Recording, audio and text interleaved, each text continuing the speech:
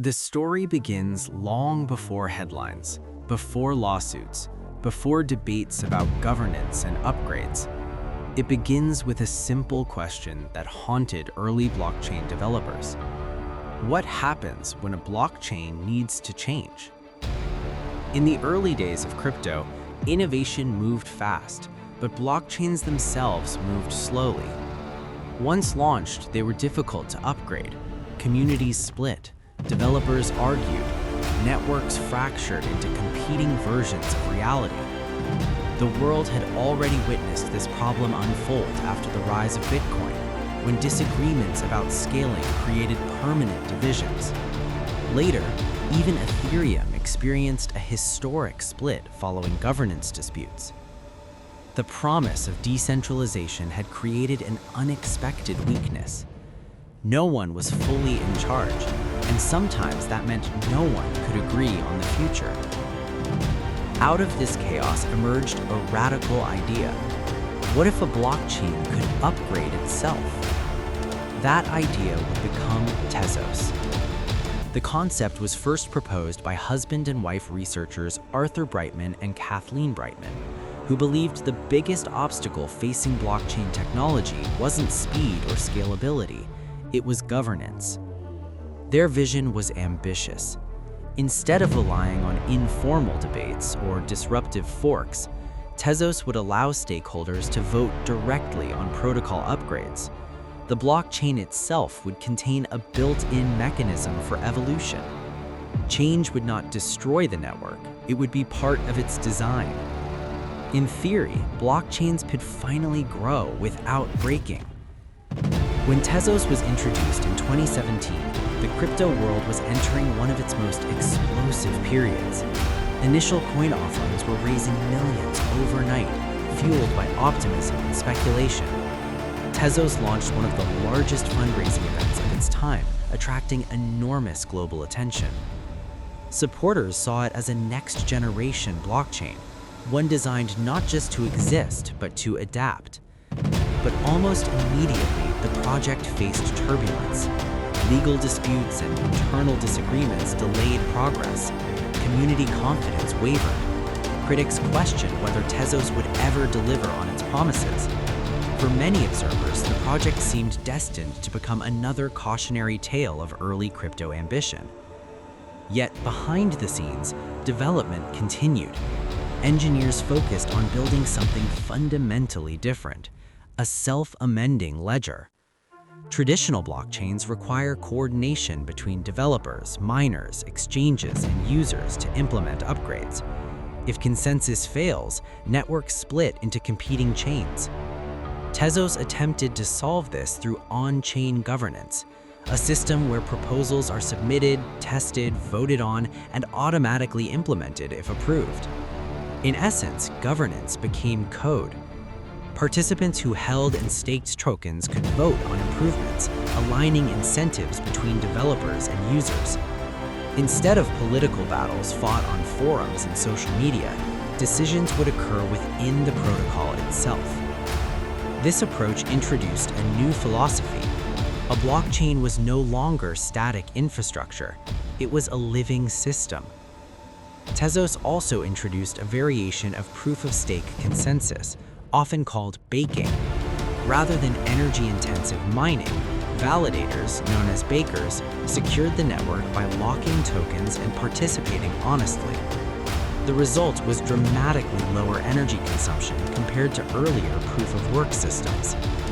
At a time when environmental concerns about crypto were growing louder, this design attracted institutions exploring sustainable blockchain solutions.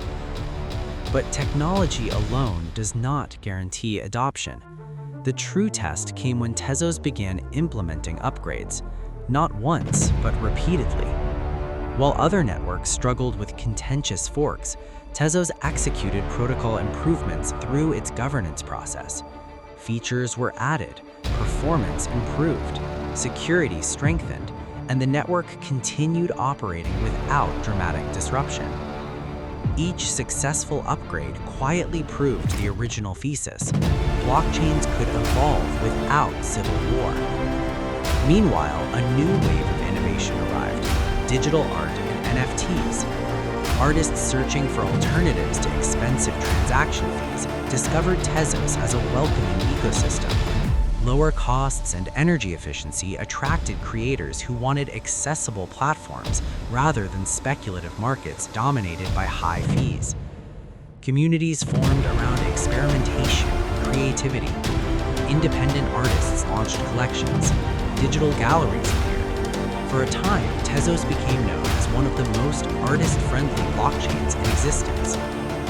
This cultural adoption revealed something important. Governance wasn't just a technical feature, it shaped the personality of the ecosystem itself. Because upgrades could be proposed and approved regularly, developers felt empowered to innovate. The network adapted to user needs, rather than forcing users to adapt to rigid infrastructure. Yet, challenges remained. Competition intensified as new blockchains entered the market, promising faster speeds, lower costs, and specialized ecosystems. The crypto industry had matured and attention shifted rapidly from one innovation to the next. Tezos faced the difficult reality shared by many early pioneers. Being early does not guarantee dominance. Still, the project continued evolving, quietly, steadily, methodically. Unlike hype-driven networks fueled by viral marketing, Tezos leaned into long-term development. Partnerships with institutions, research organizations, and enterprises explored applications ranging from tokenized assets to digital identity systems.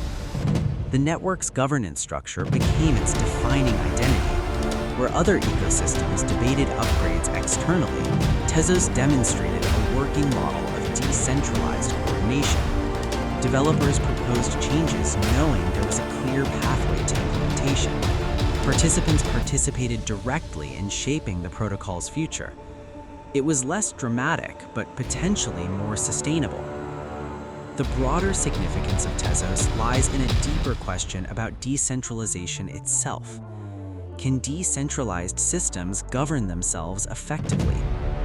For centuries, human institutions have struggled with governance, balancing stability with change. Democracies, corporations, and communities all face the same tension between innovation and consensus. Tezos attempted to encode that balance into mathematics and incentives. Instead of revolutions, evolution. Instead of forks, votes. Instead of chaos, structured participation. As blockchain technology expanded into finance, gaming, and digital ownership, governance became increasingly important. Networks managing billions of dollars required reliable methods for upgrades and coordination. Tezos had anticipated this need years earlier. Today, the network continues operating as a proof that decentralized governance can function in practice. Upgrades occur regularly. The protocol adapts without restarting from scratch. Participants remain active in shaping development. It may not always dominate headlines, but infrastructure rarely does. Roads, payment rails, and communication protocols rarely attract attention, yet they define how societies function. Tezos occupies a similar role within blockchain history, an experiment focused not on speculation, but on sustainability. Its legacy may ultimately depend on whether future blockchains adopt similar governance models, because the problem Tezos set out to solve has never disappeared. Technology changes, communities grow, needs evolve, and any system that cannot adapt risks becoming obsolete. The story of Tezos is not simply about a cryptocurrency. It is about an attempt to answer one of the hardest questions in decentralized technology. How do thousands or millions of strangers agree on the future without centralized authority? The answer, according to Tezos, is participation. Give stakeholders a voice, align incentives, build evolution into the foundation itself.